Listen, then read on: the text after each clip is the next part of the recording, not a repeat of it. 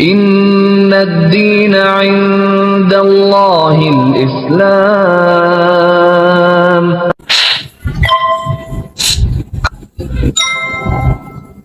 Itu memang saya dari awal saya nggak tahu kalau misalkan dia itu ternyata Nasrani gitu. Dia menyembunyikan identitas dia gitu. Dibilang puasa dia puasa, dibilang sholat gitu. Saksikan sampai selesai agar tidak salah paham bagaimana cerita beliau yang waktu itu masuk Islam dan mempertahankan hak-hak asuh anaknya setelah masuk Islam.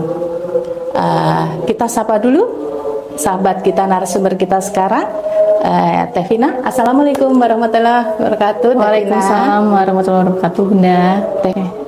Perkenalkan, nama saya Vina Windari Putri Ayu, usia saya 34. Saat ini bekerja? Saat ini saya bekerja. Oh ya, baik. Oke, baik. Ini kan teman-teman akan mendengarkan cerita sesungguhnya Teh Vina. Iya. Bagaimana awal mulanya masuk Islam, bagaimana kisah-kisahnya sampai selesai sampai saat ini.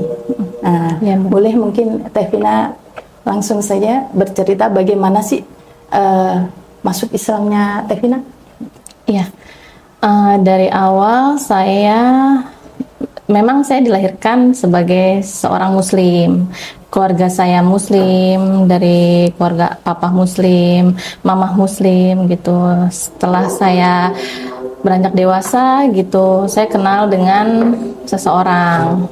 Saya jatuh cinta kepada beliau gitu. Itu kurang lebih SMA kelas 1.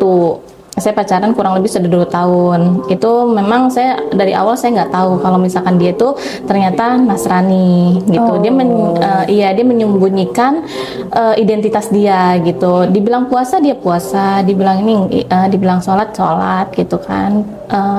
Sudah saya jatuh cinta kepada beliau.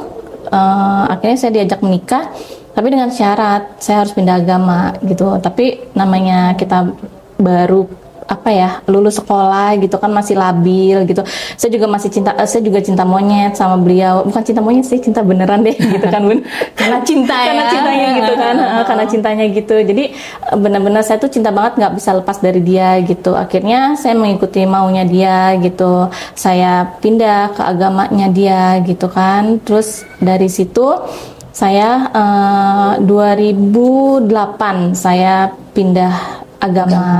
Saya pindah agama memang karena saya jatuh cinta banget sama mantan suami saya ini gitu. Itu awal mula saya berpindah agama gitu. Memang di situ dia penuh dengan kasih gitu kan, penuh dengan sukacita gitu kepada sayanya gitu. Perhatiannya berlebihan gitu. Beda dengan pria-pria Muslim lainnya gitu kan, yang pada notabene saya belum kenal sih memang berpacaran dengan pria Muslim gitu kan. Tapi yang saya tahu tuh dia tuh memang perhatian banget gitu, penuh dengan kasih lah gitu. Seperti itu. Jadi waktu itu masih sekolah pacaran, iya, ceritanya. Sekolah, dan itu pacar pertama. Iya, pacar pertama saya. Karena memang sudah cinta banget, iya. Akhirnya tidak memandang bahwa ternyata dia ternyata iya. Pas tahunnya itu pas saya udah bener-bener cinta banget gitu. Jadi dia bilang saya ini sebenarnya Nasrani gitu. Saya Protestan, dia bilang seperti itu. Jadi karena saya udah cinta gitu, saya hempaskan semua keluarga saya. Orang tua saya ngomong apa, mamang saya ngomong apa, saya hempaskan semuanya karena saya benar-benar udah jatuh cinta kepada beliau seperti itu.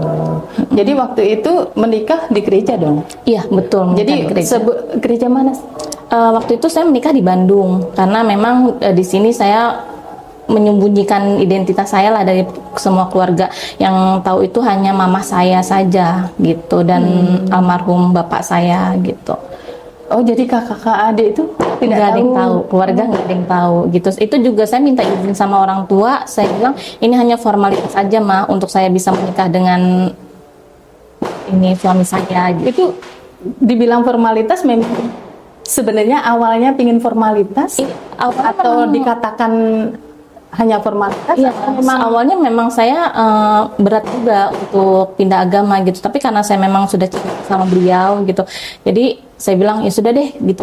Saya mau menikah dengan beliau gitu. Kalau memang ini hanya formalitas saja gitu. Tapi setelah saya pindah agama gitu kan, saya di situ serius gitu menjalankan agama itu gitu. Seriusnya saya bahkan saya lebih ibadahnya itu lebih dari waktu masuk Islam, waktu sama Islam. iya Oh, saya gitu. lebih lagi gitu kan, lebih dari suami saya itu gitu. Ke gerejanya lebih sering saya Dulu gitu, gerejanya aktifnya. gereja apa? GBI. GBI. Iya, tapi waktu itu Jadi di Bandung. Batak ya? Enggak, bukan. GBI? Gereja Bethel Indonesia. Oh, betul. Situ.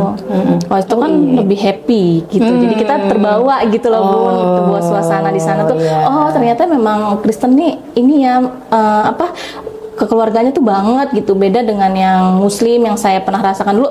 Kalau Muslim kan emang dulu yang saya rasakan tuh kayak masing-masing gitu, kayak kalau ada mau bantuan aja tuh kayaknya dia lihat dulu orang gitu, yang saya rasakan dulu gitu kan, karena memang selalu didoktrin gitu loh, Bun, dengan mantan suami saya itu gitu.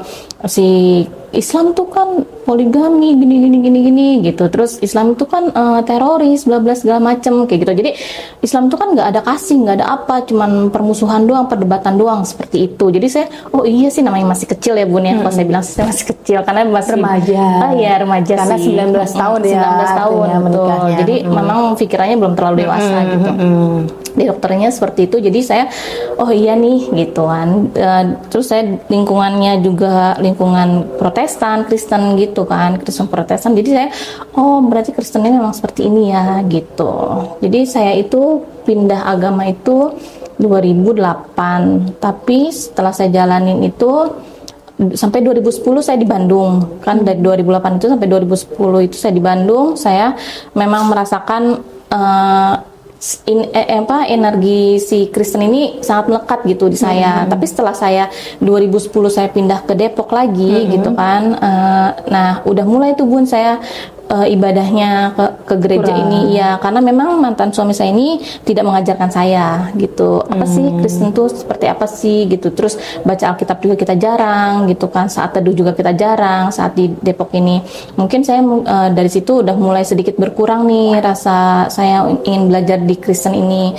Di 2013 saya sempat bilang sama mantan suami saya ini, saya pengen kembali lagi ke Muslim. Dia bilang, kenapa? Katanya gitu. Iya, karena memang kamu tidak membimbing saya di sini. Saya bilang seperti itu. Terus dia bilang, ya kita nggak boleh dipisahkan oleh maut. Dia bilang, kita tidak boleh dipisahkan selain oleh maut, gitulah bahasanya. Saya lupa gimana di waktu itu bilang. Pokoknya kita tuh boleh bercerai karena memang kita meninggal gitu. Tapi kalau kita bercerai secara perpisahan dari diri kita masing-masing, nanti Tuhan bakal marah gitu. Jadi saya selalu itu aja yang saya ingat gitu kan dari 2013 itu. Nah, 2015 atau 16 itu saya lupa, saya pengen pindah rumah ceritanya. Saya pengen pindah rumah, saya udah mau bayar rumah itu gitu. Saya mau bayar DP. Ternyata dilihatlah KTP saya sama yang punya rumah. Nah, di situ saya dibilang gini sama yang punya rumah. Oh, mbaknya Kristen ya? Maaf ya, kalau Kristen di sini kita nggak bisa terima gitu bilangnya. Di situ hati saya langsung kayak tersentuh gitu, teriris gitu. Dalam hati saya, ya Tuhan gitu kan, di dunia saja saya ditolak oleh manusia. Saya bilang seperti itu, apalagi nanti saya di akhirat ya, aku bilang gitu. Mungkin Tuhan saya nanti tidak akan menerima saya nih, saya bilang gitu. Di situ saya nangis, tapi nggak di depan mantan suami saya nangisnya. Saya nangis di belakang. Terus akhirnya saya cari rumah lagi gitu kan, dapat rumah. Kebetulan lingkungannya Muslim gitu kan, orangnya itu baik banget sama saya gitu kan, mengayomi banget sama sekali. Pokoknya baik banget gitu. Nah, 2017 bapak sambung saya ini meninggal. Bapak sambung saya ini meninggal. Di situ saya langsung benar-benar yang namanya tuh pengen syahadat saat itu juga gitu, karena saya pengen mencium bapak saya kan. Saya ditanya siapa lagi nih yang pengen cium katanya gitu. Terus saya bilang aku mau, Winda mau, aku bilang gitu. Tapi saya ditolak sama anaknya almarhum bapak. Katanya saya haram katanya gitu, saya tidak boleh mencium almarhum bapak gitu kan, karena saya tidak suci, dibilangnya seperti itu. Jadi saya berpikir saya sudah ditolak nih 2 kali sama manusia gitu kan, jangan sampai saya ditolak lagi gitu kan sama Tuhan saya. Akhirnya saya cerita sama teman saya namanya teman saya ini, saya bilang, Bu, saya pengen balik lagi nih ke Muslim, aku harus apa ya gitu, karena cerita saya yang ini saya ceritakan semuanya gitu kan sama teman saya. Terus akhirnya dia bilang, kamu kalau pengen kembali lagi ke Muslim itu dari hati, bukan karena dari orang lain. Insya Allah ini dari hati saya sendiri. Di situ saya udah bilang seperti itu, saya tidak ada paksaan dari orang lain, aku bilang gitu. Tapi kan kamu cinta banget sama mantan suami kamu ini, katanya, sama suami kamu ini. Enggak, aku bilang gitu, enggak, aku udah bisa kok ngelepas dari dia, aku bisa lepas dari dia, aku bilang kayak gitu. Kamu udah yakin? Iya, yakin. Akhirnya aku dikenalkan dengan Bunda Sri di situ, Mu'alaf Center Indonesia. Di situ saya diperkenalkan sama Bunda Sri, saya sharing dengan Bunda Sri, bahkan saya ketemu sama Bunda Sri. Di situ saya langsung benar-benar tersentuh banget gitu kan, dikasih masukan gitu yang paling menyentuh banget di hati saya. Kapan kamu mau syahadat gitu? Belum tentu besok kamu masih hidup gitu, kata Bunda Sri. Terus akhirnya saya memang Bun, namanya kita punya suami, punya anak gitu kan, nggak semudah itu saya melepaskan mereka begitu aja gitu kan. Jadi ayah saya meninggal itu di Oktober 2017. Dari Oktober itu sampai ke akhir Desember saya itu sakitnya itu kalau saya ke dokter saya sehat, dinyatakan saya tuh sehat gitu, tapi kalau malam itu tuh saya tuh demam kayak gitu, terus bawaan saya tuh nggak enak, badan saya tuh nggak enak gitu kan. Terus saya lebih seringnya itu saya dimimpiin. Dimimpiinnya itu yang saya inget banget gitu, saya jalan nih, hanya ada jalan setapak. Terus di sini ada satu orang cowok, tapi saya nggak tahu itu siapa di mimpi saya. Itu kita jalan, tapi di bawah ini tuh api yang bergejolak gitu. Terus dari samping dinding saya ini api juga yang keluar gitu kan. Ada 2 titik tuh ada semburan api gitu. Nah, dari atas sebelah kiri saya itu ada berbaju putih, jubah putih gitu. Itu hanya menunjuk ke arah sini, hanya menunjuk seperti ini, tapi tidak berbicara, tapi hanya menunjukkan jalan seperti ini. Jadi yang depan saya ini cowok ini lewat dengan keadaan gosong gitu, saya belok kiri sini. Alhamdulillah saya menemukan jalan yang terang di situ. Saya langsung terbangun, saya pikir itu hanya bunga tidur, tapi kenyataannya badan saya ini semuanya panas dan keringetan gitu loh, Bun. Kayak orang mandi gimana sih gitu, basah semuanya gitu. Terus itu saya nangis, saya langsung cerita lagi sama Bunda Sri, itu kamu udah dapat hidayah gitu. Tapi saya emang iya gitu, emang itu salah satunya gitu. Di situ saya belum terlalu yakin, tapi saya dimimpiin terus seperti itu. Saya juga duduk nih seperti ini, saya dimimpiin duduk seperti ini, posisi saya diikat itu nggak ada yang nolongin sama sekali. Tapi ada satu wanita datang, itu buka ikatan saya disuruh lepas gitu aja gitu. Saya suruh jalan gitu, saya dilepaskan gitu. Di situ saya udah bertekad, ini benar, ini saya memang harus pulang gitu. Saya disuruh pulang, maksudnya itu pulang kembali lagi ke orang tua saya, ke keluarga saya, bukan dengan suami saya ini gitu. Akhirnya saya bersikeras untuk saya mau kembali lagi Muslim gitu. Saya datang, saya izin dari kantor, saya bilang saya sakit gitu, saya izin ke kantor, saya menemui Bunda Sri. Di situ saya syahadat, saya nangis gitu. Bunda Sri juga meluk saya gitu. Terus saya disuruh mandi besar di situ, mandi wajib gitu. Akhirnya saya dikasih kerudung. Iya, saat itu saya dikasih kerudung, terus dikasih baju juga, karena waktu itu saya bajunya nggak terlalu panjang juga tangannya gitu. Akhirnya saya pulang dengan keadaan pakai kerudung. Orang tua saya kaget gitu, mama saya kaget. Ini Winda katanya gitu. iya Ma ini Winda, kenapa katanya gitu, kok tumben nih katanya gitu. Enggak, nggak apa-apa, aku bilang gitu. Mama saya cuma neteskan air mata doang sih, saya nggak mau banyak cerita dulu gitu kan. Di situ saya baru bilang sama Mama, besok ikut ke Tomang karena saya mau syahadat ulang. Saya bilang kayak gitu sama Mama. Akhirnya Mama ikut sama saya gitu kan. Saya juga didampingi dengan Bunda Retno saat itu ke Tomang yang syahadat yang kedua kali ini, yang disaksikan oleh banyak teman-teman di sana gitu, teman-teman MCI. Di situ saya syahadat, di situ saya baru mulai menjalankan perintah sholat 5 waktu. Itu saya baru mulai di situ, Bunda. Nah, tunggu sebentar. Tadi kan waktu di Kristen itu kan merasa bahagia waktu beribadah. Betul.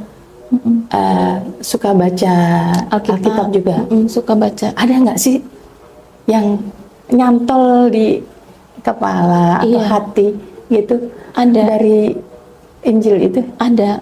Pakailah tudung kepalamu gitu. Saya bilang, ini kok di Kristen aja kita suruh menutup aurat kita loh, suruh menutup kepala pada saat kita menyembah Tuhan kita gitu. Maka bersujudlah gitu. Di situ juga ada Bun, di situ Ada dijelaskan. sujud juga ya? Sujud juga ada gitu. Ini kita disuruh sujud, kita disuruh pakai tudung kepala gitu. Kenapa nggak dilakukan gitu? Kata dia, enggak, itu mah kan khusus untuk biarawati. Dibilangnya seperti itu aja gitu. Kamu kalau mau jadi biarawati ya silakan jadi biarawati gitu. Bahkan kalau misalkan saya pakai baju panjang gitu sama mantan suami saya itu, saya dibilang aneh gitu. Jadi ya saya suruhnya pakai pakaian pendek, itu malah dia nggak marah gitu Bun pada saat itu. Gitu. Ada nggak sih pertanyaan yang dilontarkan ke suami, ditanyakan ke pendeta atau teman-teman yang ada di lingkungan gereja?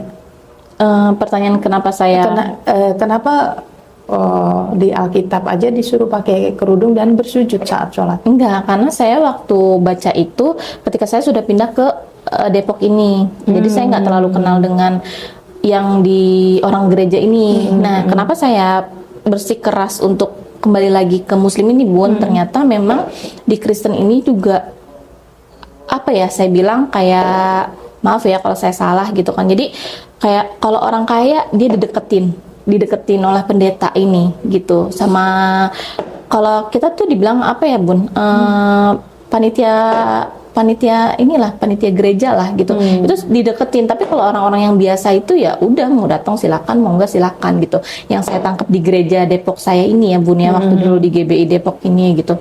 Jadi saya pikir kok malah kita dijauhin ya gitu. Harusnya kalau misalkan kita ibadah gitu kan, kita semuanya dirangkul dong gitu Bun. Kalau kita semua dirangkul kan ya kita sama-sama enak gitu kan, mau ibadah sama-sama gitu kan. Kalau ini enggak, jadi yang memang bermobil berduit itu suruhnya di depan gitu Bun, kayak gitu. Kalau kita kan enggak ya Bun. Kalau di Muslim kita kan ya semuanya gitu kan. Saf ini kan enggak ada yang pilih-pilih orang kaya yang bermobil saf depan ya gitu kan, enggak ya Bun ya, kayak gitu. Jadi melihat perbedaannya aja di situ juga betul, beda sekali. Beda sekali gitu. Nah, setelah syahadat di Bunda Sri kan ada Mama ya waktu itu ya. Iya, waktu yang kedua itu ada Mama. Kebetulan kan waktu itu kan kita ada acara betul. Kumpul bareng sama teman-teman banyak mualaf. Setelah pulang, Mama sebenarnya udah tahu kan ya, karena udah pakai kerudung. Betul, gitu kan ya. udah pakai kerudung. Siapa yang tahu lebih dulu? Yang tahu lebih dulu itu Mama. Setelah Mama? Setelah Mama, nggak ada yang tahu karena pas saya sampai rumah itu memang saya hanya pakai jaket yang ada kupluknya ini, hoodie. Saya tutup kepala saya, ya sampai rumah saya melakukan hal seperti biasa, aktivitas seperti biasa gitu. Tapi setelah saya berangkat kerja, nah ini lebih lucu lagi Bun. Saya berangkat kerja, saya kan masih satu rumah nih sama mantan suami saya ini gitu kan. Itu saya berangkat dari rumah, saya memang sudah menyiapkan baju-baju panjang saya ini. Gitu. Saya pakai baju panjang, celana panjang, walaupun belum longgar ya waktu itu gitu. Nah, saya bawa kerudung Bun dari rumah, saya masukin ke dalam tas. Saya pakai kerudung ini di pom bensin. Gitu. Jadi berangkat dari rumah saya tetap pakai hoodie gitu kan, pakai helm gitu kan, nggak kelihatan gitu kan. Saya tetap pakai masker gitu, yang masker yang BAM itu ya, biar nggak kelihatan leher gitu. Jadi saya pakai itu. Terus saya ke pom bensin, baru tuh saya ganti baju. Saya pakai baju panjang, sama Pakai saya pakai kerudung, hijab. hijab. Saya pakai hijab. Pas saya datang ke kantor itu orang-orang kaget semuanya dan nggak ada yang nyapa saya sama sekali. Oh, nggak ada yang nyapanya. Mungkin mereka terheran-heran. Ini si Vina kenapa? Mungkin shock gitu. Pengen nanya pun nggak enak gitu. Mungkin kan gitu ya. Biasa nih anak pakai bajunya seksi-seksi gitu. Ketat. Kayak pertama kali Bener, datang ya kayak ke pertama kali rumah. datang ke rumah kan Bun. Pakai bando gitu. Bando. Masih unyu-unyu gitu. Nah sekarang ini pakai kerudung gitu kan, orang nggak ada yang nyapa sama sekali gitu. Saya buka pintu gitu, terus anak-anak langsung pada nengok aja, cuman gini doang gitu. Atasan saya cuman meluk saya doang, Nay gitu, jangan nangis, aku bilang gitu, jangan nangis, aku udah capek, aku bilang gitu. Saya malah menguatkan teman saya, jangan nangis ya, aku udah capek nih. Temennya ini gitu. muslim, Atasan saya ini muslim, Oh, iya, ya, dia yang selalu alhamdulillah. support saya gitu kan. Gitu.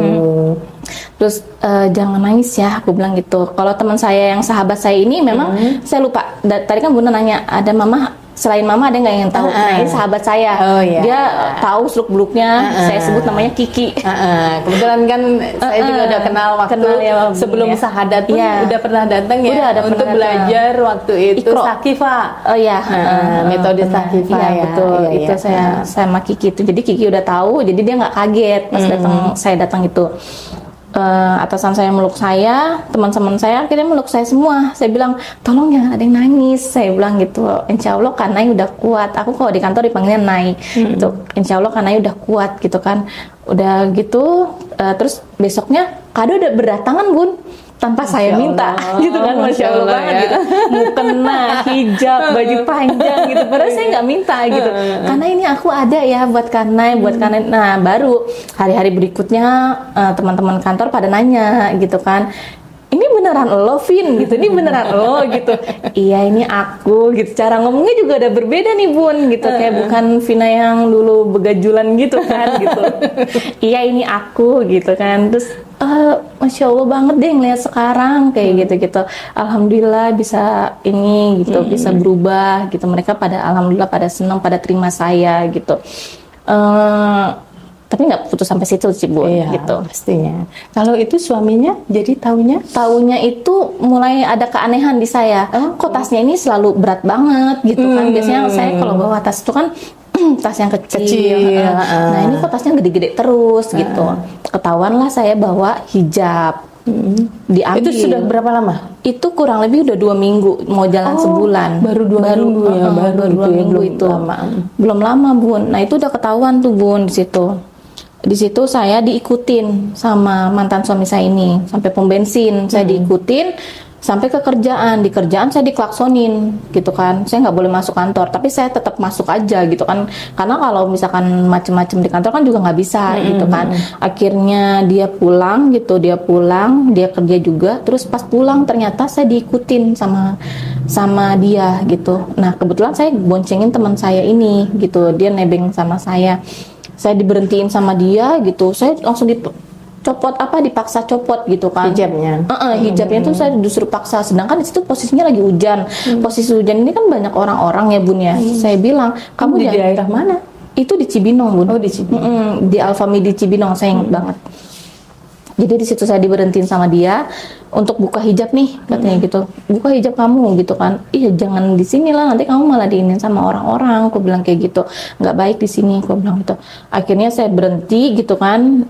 Saya nggak mau cari ribut ya Bun. Saya nggak enak gitu. Saya buka hijab saya pelan-pelan seperti biasa. Hoodie-nya saya pakai gitu kan. Saya pakai helm seperti biasa kayak gitu. Akhirnya saya pulang sampai rumah. Ribut lah di situ, ribut baru ketahuan saya di situ, saya kembali lagi muslim. Di situ ribut, di situ baju-baju panjang saya dibakar sama dia, hijab saya juga dibakar sama dia gitu. Beberapa hijab sih, nggak semuanya, karena kan sebagian saya simpan di rumah mama kan, gitu. Terus sama ini kaos kaki itu dibakar semua sama dia itu. Terus yang pas anak-anak sudah tidur, baru tuh dia mulai main tangan gitu. Itu pisau udah ada di leher saya, Bun. Di situ tuh saya udah pasrah aja sama Allah. Aku bilang, ya Allah, kalau memang sekarang saya harus meninggal gitu, saya ikhlas. Aku bilang kayak gitu, tolong jaga anak-anak saya aja. Saya bilang kayak gitu. Tapi entah kenapa di situ tuh dia langsung lemes dan langsung lempar pisau itu gitu. Di situ dia langsung lempar pisau itu, terus saya bilang, mau kamu apa? Saya bilang gitu, saya mau kamu kembali lagi ke saya. Maksudnya untuk kembali lagi ke Kristen. Aku bilang saya nggak bisa. Aku bilang saya udah nggak bisa lagi meninggalkan Tuhan saya. Aku bilang gitu.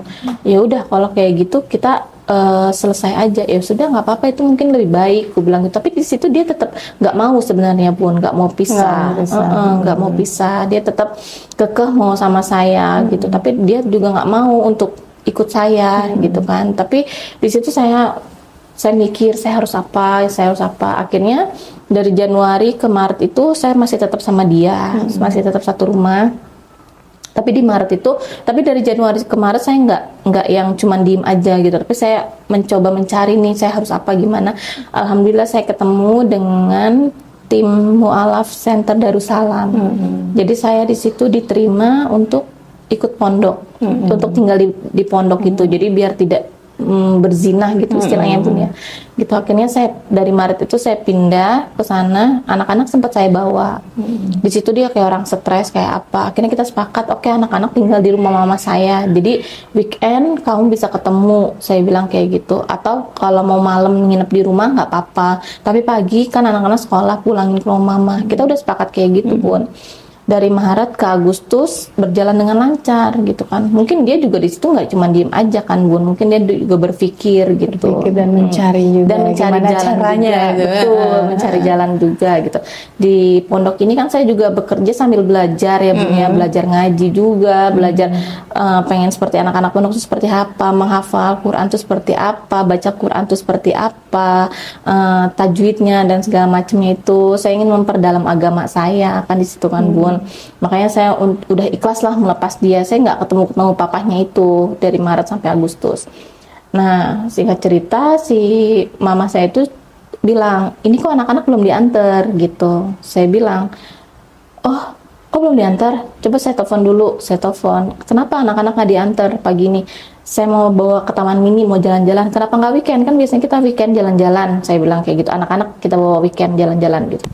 Terus katanya, kamu aja jalan-jalan sendiri sama anak-anak bisa kok tanpa aku. Oh gitu, ya sudah deh, aku bilang gitu, nggak apa-apa, aku izinin.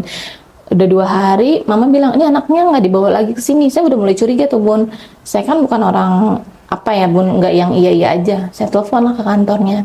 Saya bilang, bisa bicara dengan bapak ini? Saya bilang gitu, bapak ini lagi ke Medan katanya gitu. Oh ya sudah, terima kasih. Tapi saya kok ragu nih, ke Medan ngapain ya gitu kan. Saya tanya lagi, ke Medan maksudnya pindah atau gimana gitu kan. Iya Pak Yosef pindah ke cabang Medan katanya gitu. Wah, saya langsung di situ langsung lemas, langsung nangis gitu Kak Bun. Saya minta sama Allah, ya Allah tolong selamatkan anak saya bilang gitu. Saya nggak mau anak saya benar-benar jadi ikut papahnya. Saya bilang kayak gitu, saya pengen anak-anak ikut saya bilang gitu.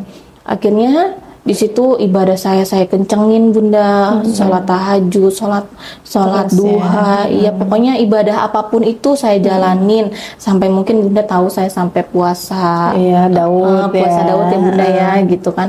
Saya sampai puasa Daud gitu tanpa saya minta sama Allah pun, alhamdulillahnya Bunda, Allah kasih semua jalan untuk saya gitu. Dimudahkan semuanya. Waktu itu akhirnya kan ke Darussalam ya. Iya betul, Darussalam. Waktu itu proses perceraiannya bagaimana? Proses perceraiannya itu saya memang sudah mengajukan dari Juli. Dari Juli saya udah pas papanya masih di sini kan. Berarti masih di sini ya, belum kembali soalnya sampai Agustus ya. Sampai Agustus. Juli saya sudah mengajukan. Nah, dapat surat pertama dia itu nggak datang dia tuh. Dapat surat pertama dia nggak datang. Terus saya yang menghadap ke pengadilan. Bukan pengadilan agama, pengadilan negeri. Iya, pengadilan negeri saya datang itu prosesnya memang agak susah tuh Bun di situ Bun. Prosesnya agak susah karena memang ternyata hakimnya ini Nasrani juga gitu. Jadi saya ditanya kenapa pindah agama, kenapa nggak dari awal aja gini-gini. Ya namanya hidayah kita kan nggak ada yang tahu ya Bunda ya gitu betul. kan. Alhamdulillahnya tuh saya memang dikasih hidayah gitu. Dan prosesnya itu memang agak lama dari Juli ke November akhir, itu kan lumayan lama gitu. Biasanya cuma beberapa bulan doang gitu. Yang ngajuin berarti Saya Vina ya. saya ngajuin. Nah udah gitu saya minta hak asuh anak ke saya, karena kan sebenarnya hak asuh anak ini masih di bawah umur dan jatuhnya ke saya. Iya, betul. Dan itu nggak dikasih Bun. Jadi hak asuh anak tuh memang ke kedua orang tua ini. orang tua. Gitu, karena memang yang saya tahu, oh hakimnya ini memang karena Nasrani nih, jadi dia tidak mengizinkan untuk anak-anak ikut saya gitu kan. Karena mungkin dia tahu kalau anak-anak ikut saya pasti akan saya tarik juga kan gitu. Gitu. Karena kalau anak itu masih di bawah lindungan Betul, ibunya, ibu, itu iya. otomatis memang ikut agama ibunya. Iya betul. Nah dia nggak mau kayaknya nih si hakimnya juga mungkin tahu gitu kan, nggak mau. Jadi hak asuhnya untuk berdua gitu. Kemudian waktu dibawa ke Medan itu kontak sama suaminya bisa? Masih tetap. Masih bisa? Masih tetap. Dia malah yang menghubungi saya terus karena memang pada dasarnya dia itu memang meminta terus uang ke saya gitu. Kok meminta uang maksudnya? Ya, mah ini anaknya belum makan gitu. Oh. Mah ini anaknya butuh ini. Jadi saya pikir, loh kan harusnya ikut papahnya, ya papahnya dong Bun yang biayain gitu. Dan memang itu harus tanggung jawab papahnya dong, benar kan Bun? Itu enggak, ini harus tetap terus minta mah minta uang, anaknya belum makan gitu. Mau nggak mau saya kan transfer ya Bun, kan itu anak saya juga, ya, betul. ya. Saksinya tuh adalah sahabat saya si Kiki ini gitu kan. Dia sampai marah, Mbak udah sih gitu, nggak usah lokasi gitu kan, karena itu kan harusnya tanggung jawab papahnya kayak gitu. Sementara bapaknya memang kerja juga kan di sana. Kerja, tapi Iya. kita nggak tahu uangnya kemana. Saya juga nggak ngerti. Memang dari dulu juga seperti itu Bunda gitu. Semua yang bayar tuh saya gitu. Dari catering, makan, jaga anak, semua itu saya, rumah gitu. Luar biasa ya.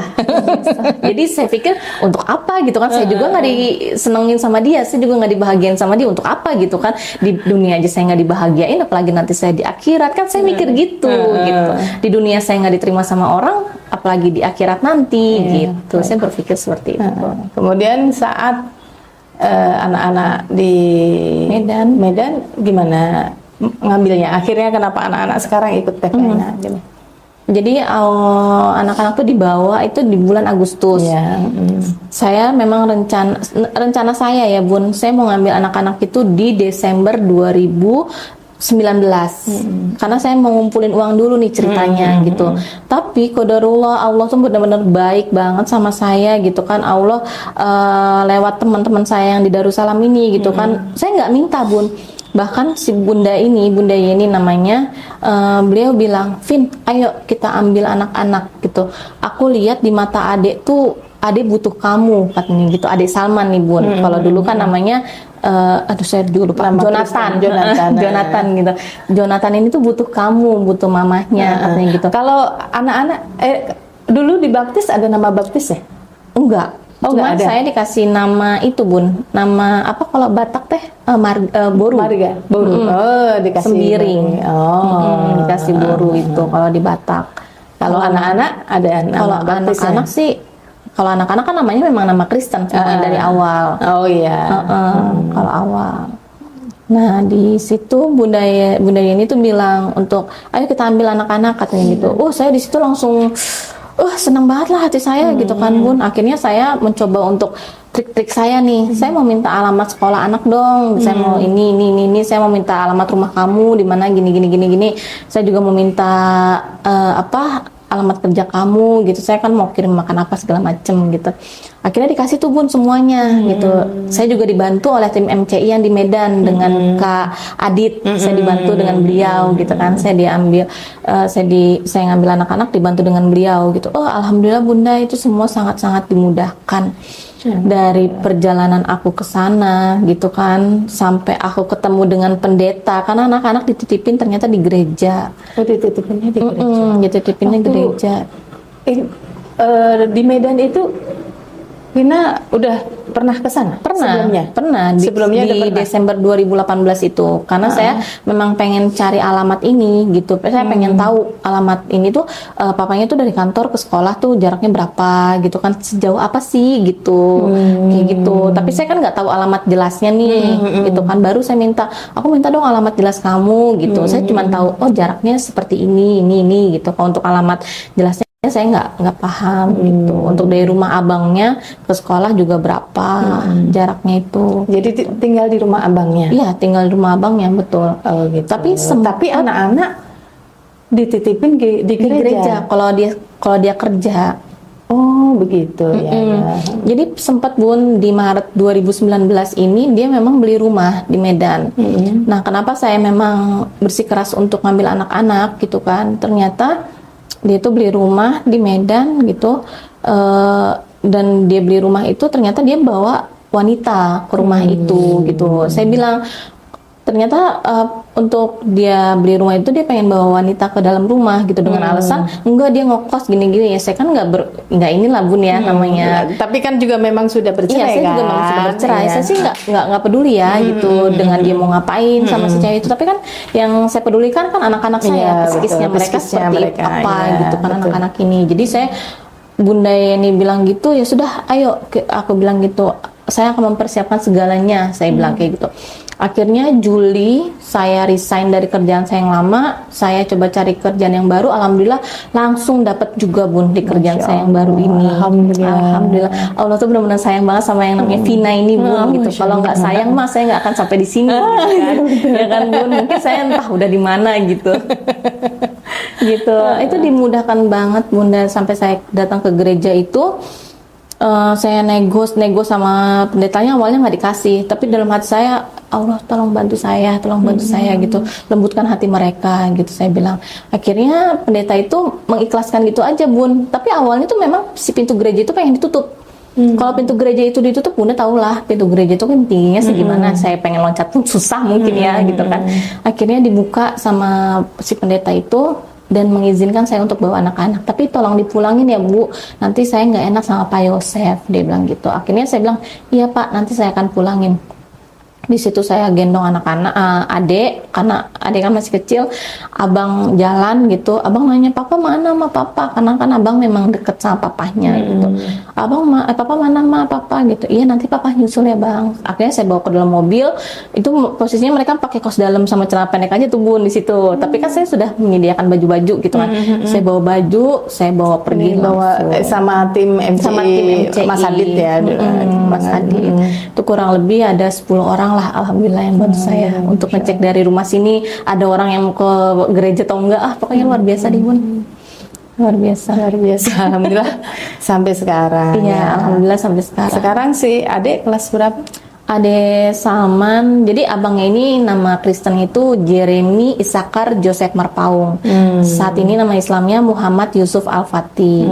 Sekarang sekarang abang di pondok pesantren kelas 3. Insya Allah tahun ini mau SMA.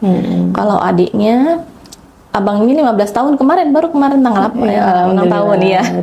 Nah, kalau adik ini mau jalan 11 tahun kelas 5. Gitu. Namanya Jonathan Mika Putra Marpaung. Nama Islamnya Muhammad Salman Al-Farisi. Masya Allah. Iya. Tapi anak-anak sekarang panggilannya abangnya Yusuf. Oh, panggilan Islam ya. Alhamdulillah ya. Adiknya Salman. Dan mereka lupa juga Bu nama Kristennya itu. Oh malah lupa. Tapi kan kalau di sekolah kan masih pakai nama Kristen kan Bu. Yeah. Jadi mereka selalu nanya, Bu Guru nama saya siapa ya? Kalau adik nih, Bu Guru nama saya siapa ya? Oke, baik. Setelah perjalanan yang cukup merumitkan gini, dalam ini Kristen dulu ya yang saya tanya, hikmah apa waktu masih ada di Kristen? Hikmahnya, yang kalau saya sih selalu ngambil pelajaran yang positifnya ya Bun. Kita itu memang harus penuh kasih dengan siapapun tanpa kita harus melihat siapa dia, siapa orang itu gitu. Mau dia kaya, mau dia miskin, kalau dia butuh bantuan kita harus merangkul. Jadi kita tidak boleh melihat pandang apa istilahnya itu Bun, kalau orang berada tuh. nggak usah membeda-bedakan. Iya, tidak boleh membeda-bedakan seperti itu. Pokoknya siapapun dia ya kita harus rangkul, kita harus sapa, kita harus salam gitu. Kalau sekarang sudah memeluk Islam dengan alhamdulillah, saya tahu sendiri Pak Vina ini kan yang mau terus belajar ibadah dengan baik, gimana caranya, dan alhamdulillah juga membantu tim MCI ya, gitu. Alhamdulillah. Apa sih sudah masuk di Islam lagi? Apa sih Didapatkan? Ya Allah Bun, bisa dibilang ya, mungkin kalau kata orang, lebay gitu ya. Tapi sih ini yang saya alamin ya. Saya benar-benar mendapatkan ketenangan banget setelah saya syahadat. Itu badan saya berasa enteng gitu. Kalau awalnya kan saya cerita saya tuh badannya berat, saya sakit gitu. Setelah saya masuk Islam, saya benar-benar enteng badannya. Terus saya lebih tenang lagi, saya nggak emosian orangnya ya, saya nggak merasa emosian saat itu. Terus saya berasa lebih tenang, lebih ikhlas aja gitu. Apapun yang akan terjadi ya saya sudah ikhlas, saya sudah pasrah. Itu yang saya dapatkan. Terus saya benar-benar tanpa kita minta aja gitu kan, Allah udah kasih gitu. Gitu kan, Allah itu kan memberi apa yang kita butuhkan kan, bukan yang apa kita minta gitu. Jadi saya percaya Allah akan selalu membantu saya, karena sampai saat ini saya banyak masalah, saya dikasih masalah sama Allah, saya masih dikuatkan sama Allah, karena Allah tahu hanya saya yang mampu dan saya yang kuat untuk menjalani ini gitu. Karena tidak mudah kan ya Bun untuk menjaga dan merawat dua anak ini gitu kan, dua jagoan saya ini gitu. Apalagi tanpa ada papahnya yang mau bertanggung jawab sama sekali. Sampai saat ini juga nggak ada komunikasi sama sekali gitu. anak-anak juga tidak? Mungkin kemarin sih ada sempat abang komunikasi untuk sempat minta pindah sekolah, tapi kan ya dengan jawaban seperti itu, jadi saya bilang ya udahlah, abang sama saya aja masih tetap saya yang ini yang backup gitu, nggak perlulah kita curhat ke papahnya atau apa gitu, karena memang tidak ada faedahnya sama sekali gitu loh Bun, nggak, malah bikin hati saya sakit aja sih gitu. Jadi ya udah percuma aja kalau menurut saya, karena memang tidak ada tanggung jawab lah istilahnya dari papahnya ini gitu. Baik, alhamdulillah. Saya juga sangat bersyukur diperkenalkan oleh Tevina juga ya, yang telah membantu saya, dan saya juga banyak belajar sebenarnya dari teman-teman ini. Cuma bisa minta tolong ke sahabat-sahabat kita mungkin buat memotivasi mereka supaya keimanan, keislamannya itu lebih kuat gitu. Iya, bagi teman-teman yang Islam dulu deh. Kalau bagi teman-teman yang Islam, saran saya kuatkan ibadah, perbanyak lagi sholat 5 waktunya itu lebih lagi gitu kan, tepat waktu. Intinya itu, Allah tuh sebenarnya nggak minta apa-apa sih, cuman laksanain aja apa yang kewajiban kamu, sholat 5 waktunya tepat waktu gitu kan. Mungkin kalau misalkan belum menjalankan yang sunnah-sunnahnya dulu, yang wajib aja dulu gitu, kayak sholat 5 waktu ini gitu, puasa Ramadan itu tetap dijalanin yang itu dulu. Nanti kalau misalkan ini memang sudah konsisten gitu, baru sunnah-sunnahnya itu dijalanin. Coba aja dulu sholat sunat duha itu 2 rakaat dulu. Nanti kalau sudah terbiasa naik lagi 4 rakaat gitu. Memang sih ya, berat ya Bun kalau kita yang kerja, tapi kalau dijalanin insya Allah lancar gitu. Sholat tahajudnya, puasanya kayak gitu. Jadi kita lebih mendekatkan diri sama Allah. Allah pasti akan kasih apa yang kamu butuhkan, bukan apa yang kita minta. Itu Bun. Jadi hal apa yang tersulit bagi Tevina ini ya dalam Islam ini sampai sekarang itu yang tersulit? Mungkin ini kan juga sebagai motivasi teman-teman bahwa kesulitan itu pasti ada jalannya, betul. Gitu ya.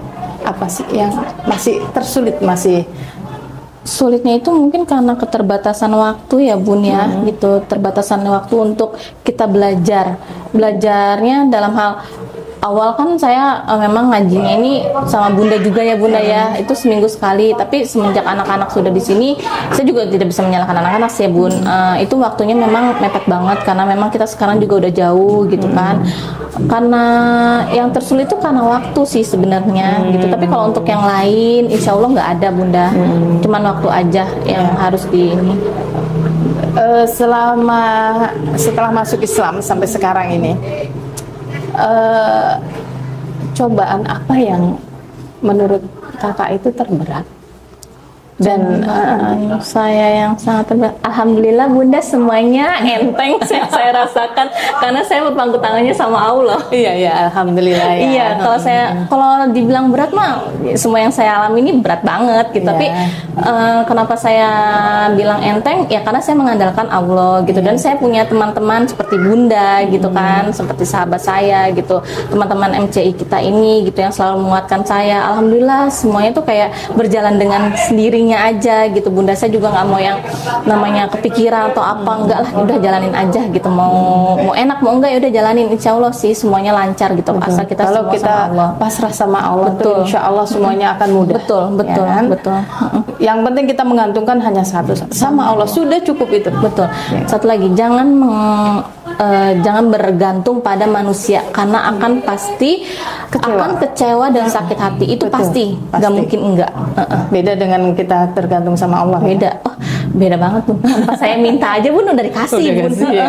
Karena apa? Kita mau mendekatkan diri sama Allah dan Betul. menerima apa yang diberikan. Betul. Karena kalau tanpa kita menerima apa yang diberikan, kok cuma segini? Iya, betul, Kalau kita betul. tetap mensyukuri, Allah akan memberikan lagi. Betul. Jadi seperti Kak Vina tadi bilang, kalau kita meminta ternyata Allah memberikan yang ini, ya Iya, tetap itu yang- disyukuri betul. karena kita tidak tahu ternyata lebih Lebih baik, baik, yang betul, itu. betul. Jadi kita tidak boleh mengeluh Iya. gitu ya. Betul. Kemudian